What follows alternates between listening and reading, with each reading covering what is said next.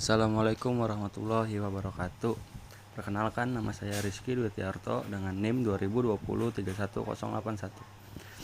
Di sini saya akan menjelaskan atau mempresentasikan tugas komunikasi data. Yang pertama ada pengertian TCP dan IP. TCP dan IP atau Transmission Control Protocol dan Internet Protocol adalah standar komunikasi data yang digunakan oleh komunitas internet dalam proses tukar-menukar data dari satu komputer ke komputer lain di dalam jaringan internet. Protokol ini tidak dapat berdiri sendiri karena memang protokol ini berupa kumpulan protokol atau protokol suite, dan protokol ini juga merupakan protokol yang paling banyak digunakan saat ini.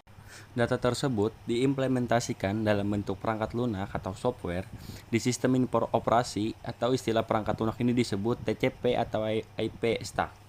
TCP atau IP adalah standar jaringan terbuka yang bersifat independen terhadap mekanisme transport jaringan fisik yang digunakan sehingga dapat digunakan di mana saja.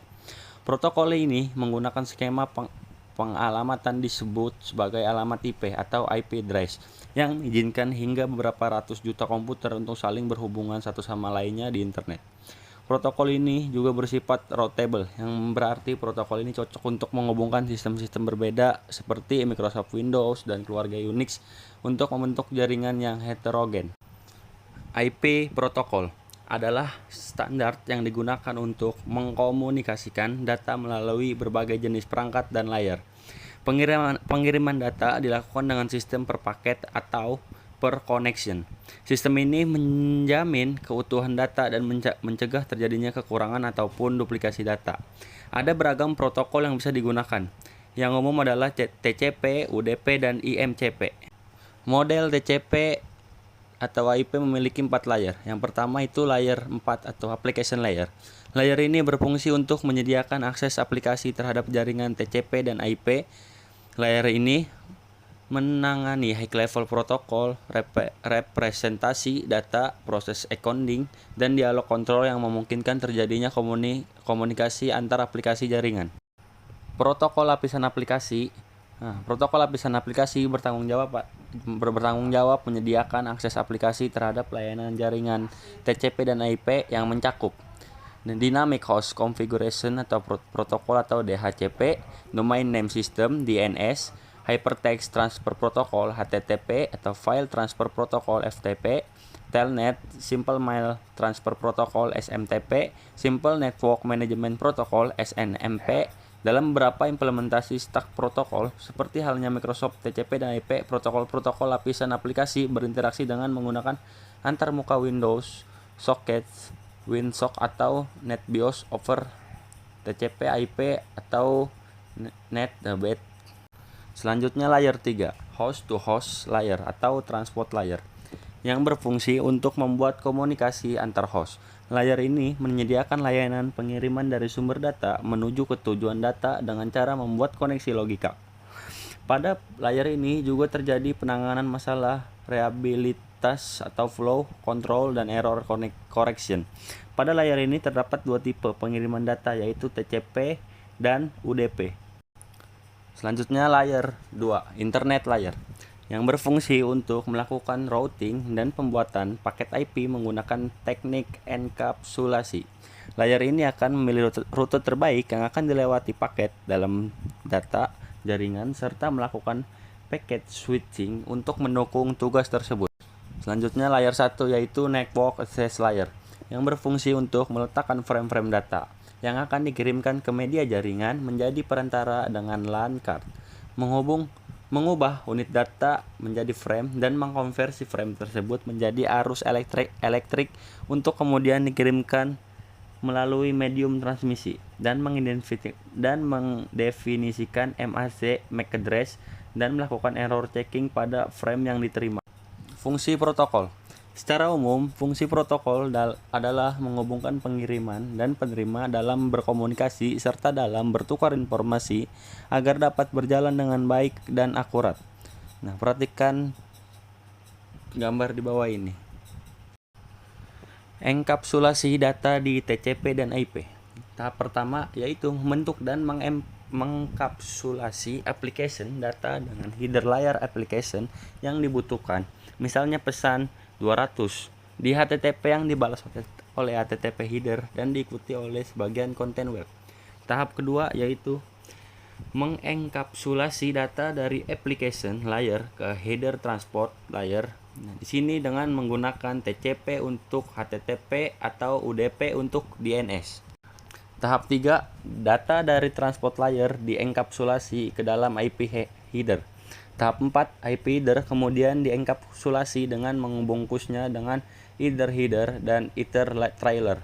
Tahap 5, mengirim sinyal bit yang nantinya akan diterjemahkan oleh perangkat penerima dan menghasilkan Ethernet frame kembali dan dienkapsulasi pun dilakukan. Topologi jaringan komputer. 1. Topologi bus. Nah, perhatikan topologi bus berikut. Yang kedua, ada topologi ring. Kedua, ujung jaringan bus yang saling dihubungkan hingga membentuk lingkaran atau cincin menggunakan kabel koaksial serta konektor BNC. Untuk berkomunikasi, topologi ini mengatur data token sebagai pengontrol hak akses komputer untuk menerima data yang dikirimkan. Artinya, setiap paket data yang diperoleh diperiksa alamatnya oleh terminal yang dilewatinya sampai menemukan alamat yang benar. Nah, perhatikan gambar di samping. Yang ketiga ada topologi star. Nah, model topologi membentuk bintang dengan menghubungkan antara komputer menggunakan perangkat hub atau switch, dan kabel yang digunakan adalah kabel UTP dilengkapi konektor RJ45.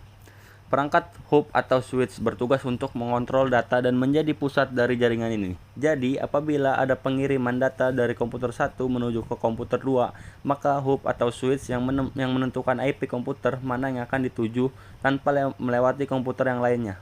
Nah, perhatikan contoh gambar di samping untuk topologi star. Yang keempat ada topologi mesh.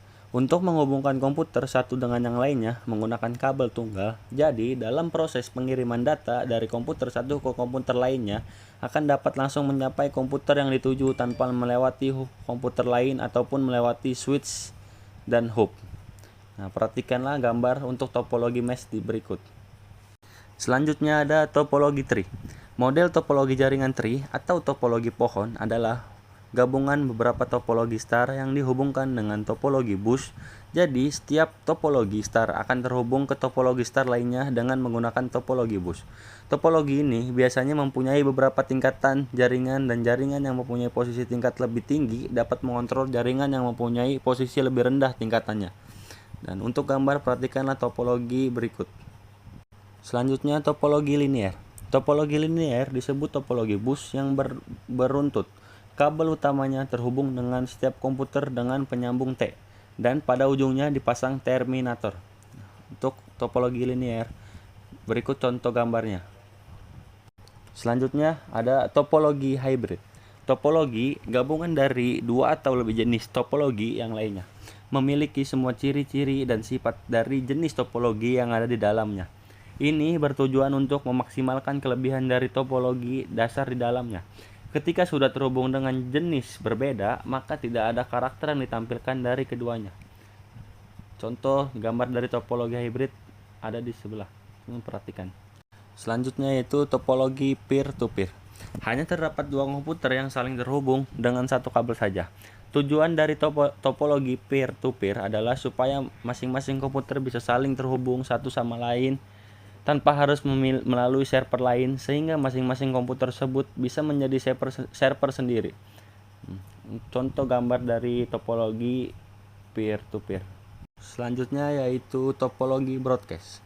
Ini adalah contoh topologi terakhir di jaringan komputer. Dan perhatikanlah untuk contoh topologinya.